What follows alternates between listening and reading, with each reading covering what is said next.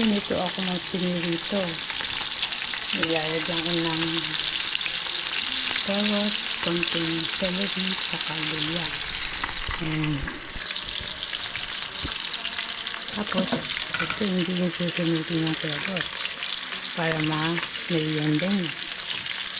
Karamihan kasi ng pag nagkakaedad, lumalabo ang mata, saka nabubulag. Ay hindi pala kain ng carrot. May snack pa kayo. Pwede rin kainin hilaw yan. Tapos nalagay ako ng maliit na luya para maalisan lang siya. Kasi frozen ang isa ang niluluto ko. Pero huwag nang susunodin. Ayan, luya yun. Pinitpit na luya. Ayan, pag naglalagay ako mantika, ginagamit ko itong takip. Measurement ko. Ayan, pag sumobra, babalik. Para hindi kayo malakas sa mantika, tipid. Ginagamit ko canola oil. Kasi may potassium yan. 1 teaspoon or tablespoon lang. Meron na kayo potassium sa katawan.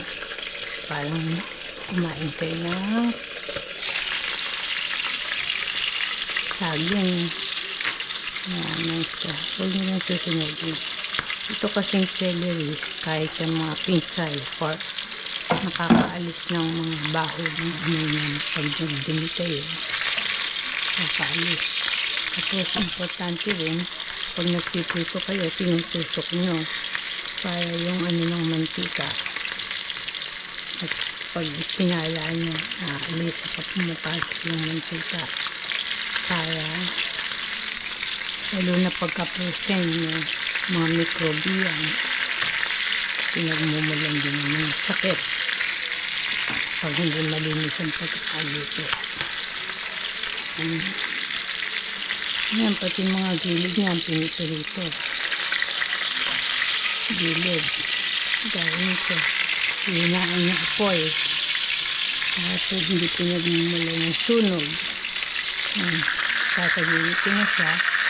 Mamaya naman yung kabila. Hangain ko na to.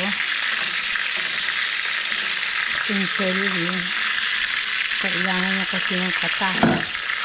Kailangan nyo din gumamit niyan. Pot holder. Ngayon, ito. Pag mainit na, magagay kayo ng sibuyas. Mainit na. Ngayon, ito naman, ilalagay yan ng tubig at pinakapangpasasa ng sabon konsu. Inano ko na yan, ginanyan ko na dinurog para hindi buo-buo, madali siyang matunaw. Hindi bumuo. Delikado rin kasi ang pagka kayo kumakain ng mga buo-buo. So, pwede pagsabayin kaya lang sa mga bata, bawal kasi magluto ang mga bata dahil ang mga matatanda nga napapasok. Lalo na bata. Lahat ng sulok ng isa, pinipito. Kaya na frozen yung mga mikrobiyan. Hindi ito naman hihinaan para hindi masunog yung bawang. Aalisin yung bawang para kasi lalo na pag nagtitinda kayo, akala ng mga customer yung hindi marunong magluto, dumi. Ngayon puting sibuyas ang gagamitin ko dito. Pagka kasi pula, pag nagluluto ako ng baka, malinam-nam yun. Luluto niyo ng maayos para hindi maasim kasi nagkakatat acidic pagka hindi luto ang sibuyas. Yung rayuman nyo. Pero pag ayos ang luto, caramelize, napuproduce pa siya ng medyo manamis-namis. Pagka silaw, kaluto ng sibuyas. maasim-asim. Mai-irritate ang mga rayuma nyo, mga joint, joint pain. Kaya minsan umaasim ng luto pag nagsobra kayo sa sibuyas.